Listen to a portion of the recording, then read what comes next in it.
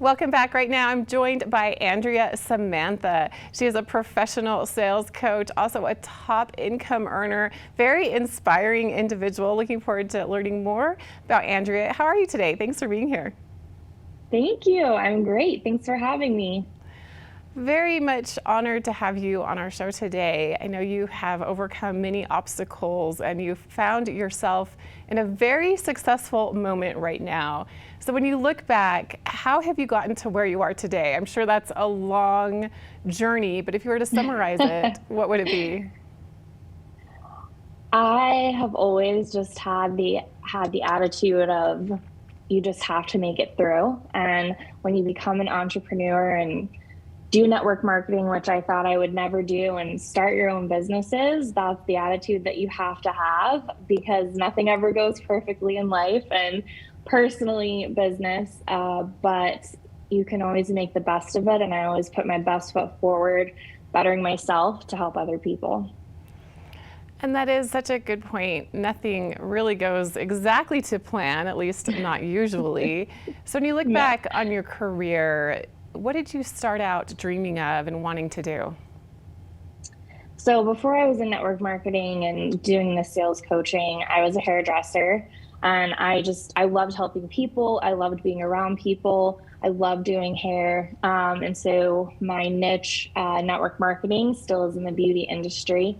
And I just love helping people. I love changing their life. And when I joined the company that I'm with, MONAT, I saw the opportunity and I just decided, like, if I don't go for this now, I will regret everything. And I don't like to live with regrets. And so I just put my head down and went to work. And I looked up and just insane what has happened to my life, despite going through a divorce in the middle of doing this business and all of that. But it's been amazing and what's kept me going.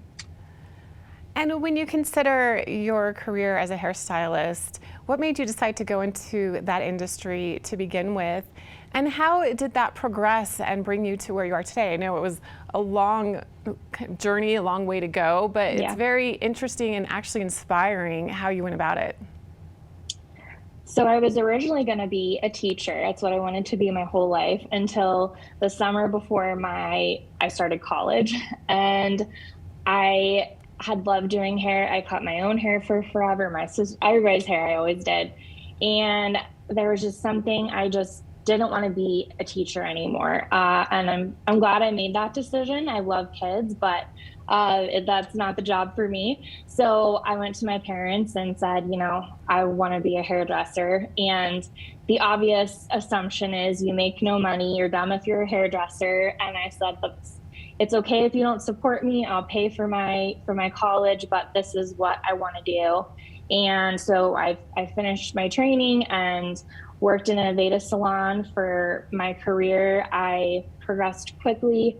I love what I do. I've done it for a very long time, since I was 18, 19.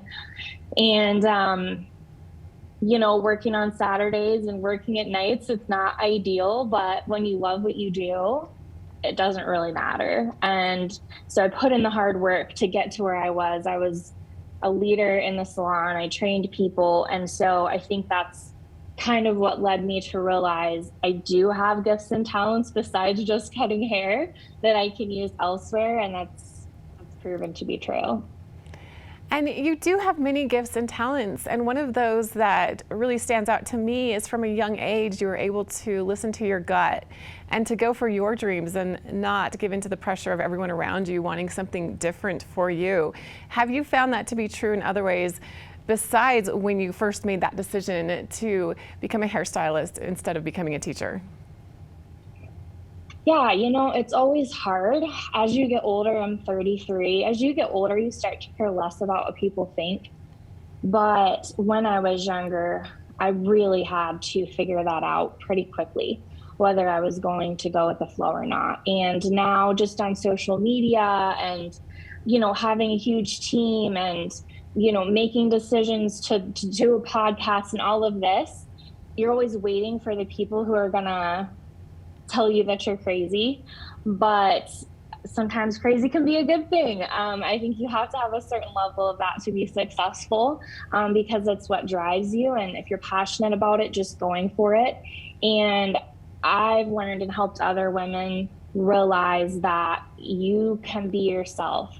And there's going to be people that no matter what decision you make, they're not going to agree with you. So you might as well make the one that makes you happy and helps you be successful, whatever their goal is. Don't worry about what other people think, because no matter what you do, people are going to have opinions. And you've overcome some really large obstacles in your life that definitely impacted your career. Tell me more about some of those obstacles and how they've also led to where you are today. Yeah, so I was a foster mom. I planned to adopt. Those plans all fell through, which were heartbreaking. And then quickly after, I'd been married for 7 years.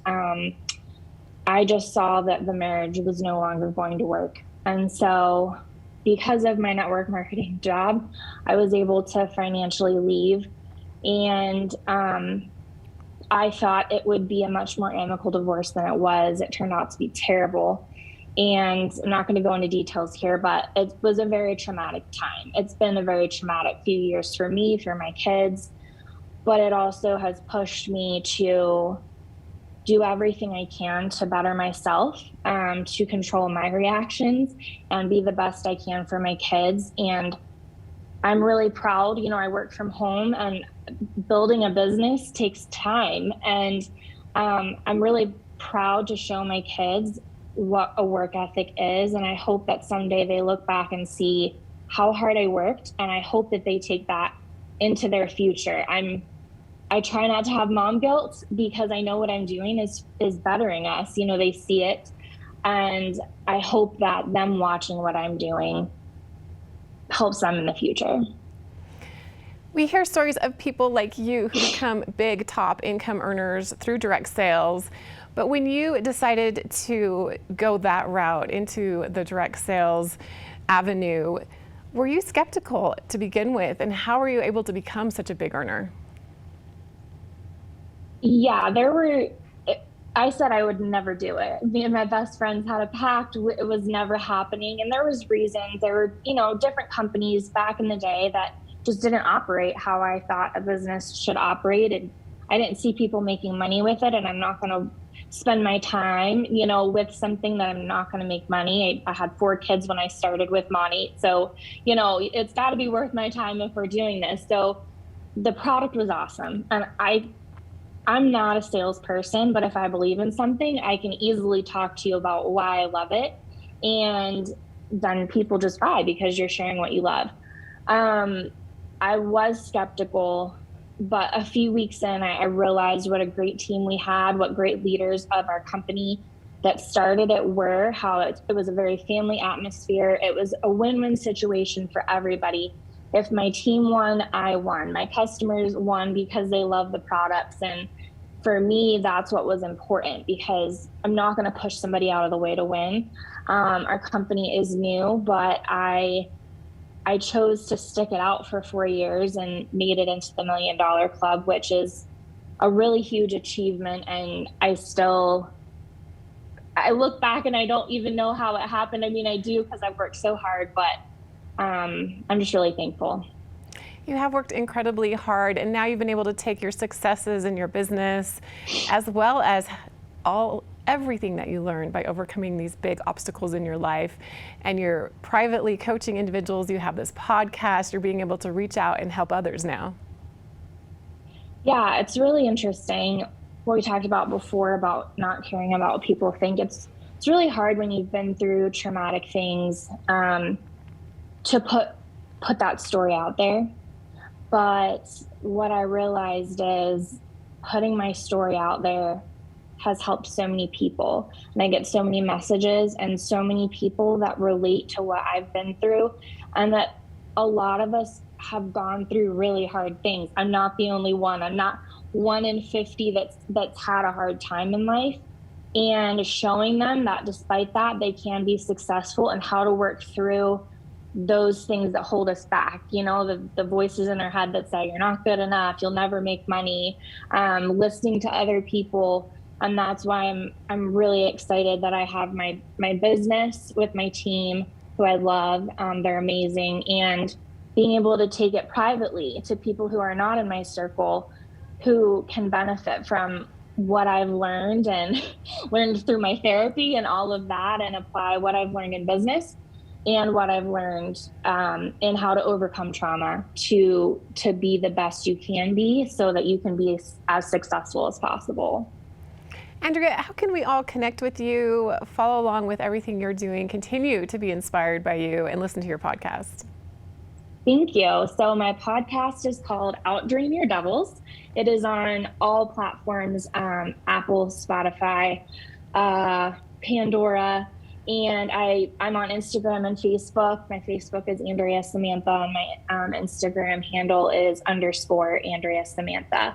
And my podcast also has an Instagram as well. So check it out. Send me a message. I would love to connect with all of you. And if there's any way I can help somebody, I'm happy to help. And I know you're helping many people, inspiring them along their journeys by sharing and being vulnerable about everything you've been through. Thank you so much, Andrea Samantha, for joining us today here on Park City Television. It's been an absolute pleasure to meet you, learn about you, and looking forward to continuing this conversation at another time. We'll be back here on Mountain Connections after this.